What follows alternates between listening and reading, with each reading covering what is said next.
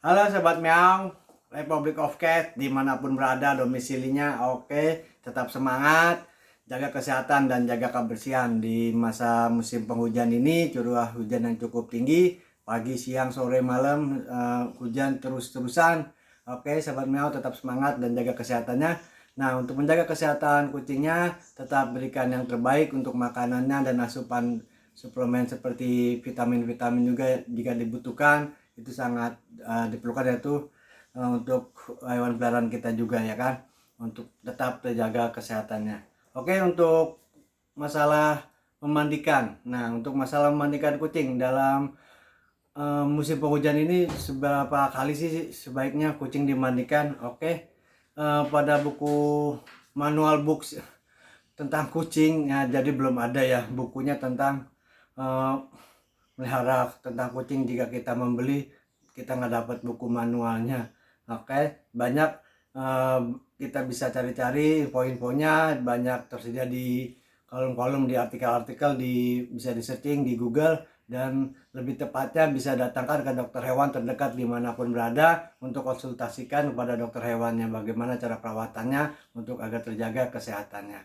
Oke. Nah, dalam penghujan ini ya Pak, kalau tidak ada bermasalah pada kucingnya tentang kesehatannya, ya, sebaiknya lebih sering disisirkan. Untuk tipe kucing yang berbulu panjang, ini rutin disisirkan bulu-bulunya untuk mengangkat bulu-bulu mati. Karena tipe bulu panjang ini, long hair ini, banyak seringkali bulu-bulunya rontok ya. Dia regenerasi ke bulu baru pada 2 hari 3 hari dia copot-copotan, ya kan. Kalau nggak disisirin dia nggak bisa move on, dan akhirnya menjadi gumpalan-gumpalan gimbal kalau nggak disisirin. Jadi minimal 2 hari sampai 3 hari disisirkan, tepatnya seminggu 2 kali. Dan dalam musim hujan ini lebih sering disisirkan saja. Dan untuk dimandikan, dilihat kondisinya. Jika tidak ada masalah dalam kesehatannya, cukup sebulan sekali atau 2 bulan sekali, tidak masalah. Yang penting rutin dibersihkan, disisirkan. Oke, yang lebih utama paling ini bulu-bulu pada telapak kaki. Bulu telapak kaki ini seringkali jika kita berikan makanan yang bagus, ini bulunya akan cepat tumbuh. Dalam 2 minggu juga udah panjang-panjang. Ini jika kita tidak rapikan, ini akan mengganggu aktivitas kucingnya. Jadi dia akan menutupi telapak kakinya dan akan mudah bila jalan dia terpleset, cengkeramannya tidak kuat. Dan kukunya juga kita potong, kita lihat jika sudah mulai panjang kita potong. Oke, biasanya kalau makanannya bagus ini seminggu juga udah numbuh lagi karena proteinnya bagus. Makanan supaya gizinya bagus, ini cepat tumbuh banget untuk bulu-bulunya. Jadi sering kita perhatikan, jika sudah mulai panjang kita bisa potong. Tapi ada juga yang nggak mau dipotong katanya. Tapi untuk kucing ini rata-rata jika nggak mau dipotong, kucingnya males, nggak mau nyakar-nyakar gitu, apalagi nggak ada media cakar-cakaran di rumahnya, dia akan memanjang hingga melengkung, akhirnya menusuk ke telapak kaki. Ini seringkali terjadi dan sering banyak kasus gitu. Katanya kasihan kalau kukunya dipotong gitu, itu kan alat dia, weaponnya dia untuk bertahan istilahnya. Di berantem juga enggak, musuh juga enggak ada gitu. Jadi kukunya dipelihara buat apaan, berburu juga enggak gitu istilahnya kan, makan disediain. Jadi kalau kita main bercanda juga akan mencederai kita, kuku-kukunya akan tajam, akan melukai kita. Jadi kalau emang nggak dipotong malah banyak kukunya numbuh, dia numbuhnya bukan manjang ke depan gitu kayak kuku kita. Dia kukunya akan melengkung, memutar dan akan berbalik menuncap ke telapak kakinya, malah akan kesulitan, akan melukai telapak kakinya. Dan itu banyak kasus sekali saya temukan, karena tadi alasannya ya tadi kasihan kalau kukunya dipotong gitu. Jadi pemotongan kuku itu berguna untuk bukan untuk kecantikannya dia sendiri, tapi untuk kesehatannya dia, karena bisa melukai dirinya sendiri dan juga melukai kita jika kita diajak bermain. Makanya kalau emang itu kita sediakan cakaran-cakaran, gunanya untuk dia menggaruk supaya kuku-kukunya juga terjaga kebersihannya dan juga tidak runcing.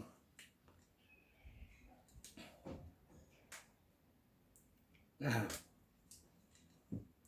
pada kucing yang berbulu pendek juga tetap kita rutin bersihkan dengan cara disisirkan untuk mengangkat bulu-bulu matinya ya.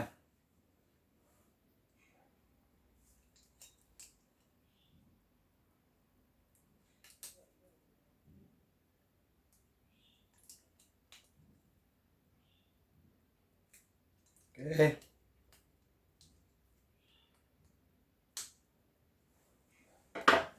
Lihat lagi, kita bersihkan lagi. Bulu kita perhatikan bulu-bulu di telapak kaki, bagian telapak kaki ya, di paunya ini. Ini cepet banget panjangnya. Oke, satu lagi. Nih, di bagian telapak kaki cepat sekali. Kalau udah panjang akan menutupi paunya dia tadi. Nah, kalau dia berjalan akan mengalami kesulitan, sering kepleset. Nah, dan di bagian belakang, di pangkal ekor nih, di tempat outputnya dia nih, ini seringkali pup malah nempel di sini ya. Ini kita potong, kita cukur, kita rapikan saja. Nah, kalau menempel kotoran pup gitu juga jadi bisa jadi bakteri ya.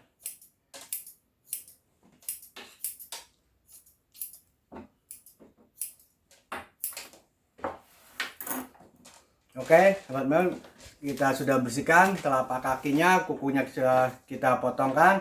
Kemudian kita bersihkan bagian telinga. Kita bersihkan dengan menggunakan cairan pembersih. Untuk ear cleaner banyak tersedia di pet shop, di toko-toko online banyak tersedia. Oke, kita masukkan cairan pembersihnya ke bagian telinganya, gunanya untuk melumasi ya, melumasi untuk juga mengangkat kotoran-kotorannya. Dan biasanya juga ada obatnya untuk pembersih, antibiotik untuk membunuh bakteri, dan ada juga yang udah untuk misalnya mencegah datangnya kutu telinga atau earmat. Setelah itu kita bersihkan dengan cotton bud. Bila jika tidak punya pembersih, kita bisa menggunakan baby oil untuk melumasi bagian telinganya. Baru kita bersihkan dengan cotton bud. Ini berapa kali kita bersihkannya? Seminggu minimal 1 kali, atau kalau emang males-males banget 2 minggu sekali gitu. Cuman jika terlihat bermasalah pada kucingnya, jika ada permasalahan dalam telinganya, segera bawa ke dokter hewan untuk diobati ya. Biasanya seringkali bermasalah karena kurang dibersihkan hingga timbul kutu telinga. Nah, kutu telinga ini bisa menyebabkan luka radang karena bekas gigitan-gigitan dari telinga gitu. Kalau udah radang biasanya juga sampai bernanah ya kan. Kalau udah bernanah gitu ya infeksi udah bahaya, biasanya kena ke saraf, tenggleng kucingnya, dan itu nggak bisa balik. Kalau walaupun udah disembuhkan, telinganya udah nggak radang, dia tengglengnya nggak bisa balik kan, kasihan banget. Jadi rutin dibersihkan untuk bagian telinga-telinganya. Oke, sudah kita bersihkan bagian telinga, kuku sudah kita potong, kemudian kita sisirkan untuk mengangkat bulu-bulu mati. Nah, ini bisa sesering mungkin lah, dia karena nggak disisir, bulu matinya nggak terangkat dan mengakibatkan bulu-bulu ini menggumpal satu sama yang lainnya, jadi gimbal. Kalau udah gimbal tidak bisa diurai, nah ini akan mendatangkan masalah baru, yaitu untuk kulitnya. Biasanya ruam-ruam kulitnya jadi karena lembab timbullah jamur.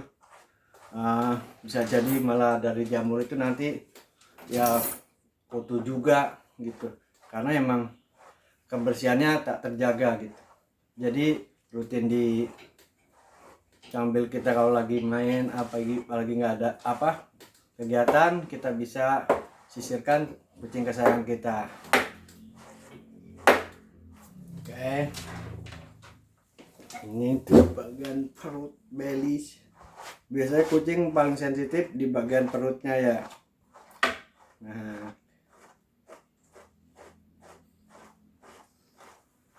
rutin aja, sering kali kita sisirkan, sering mungkin lah. Jadi dia juga merasa terbiasa dilakukan seperti ini, disisirkan. Karena emang disisirkan kadang kucing juga tidak nyaman ya, kalau emang dia lagi nggak mood juga dia nggak mau.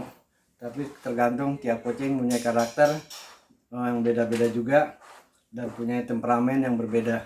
Tapi kalau sudah dibiasakan dari kecil, dia merasa nyaman, ya nggak masalah gitu. Jadi dibiasakan saja untuk menjaga kebersihan kucingnya. Oke sobat Miau, jadi tetap menjaga kebersihan lingkungan dan jaga kesehatan, utama kesehatan Anda dan keluarga, juga kesehatan hewan peliharaan Anda. Oke, semoga bermanfaat. Salam Miau.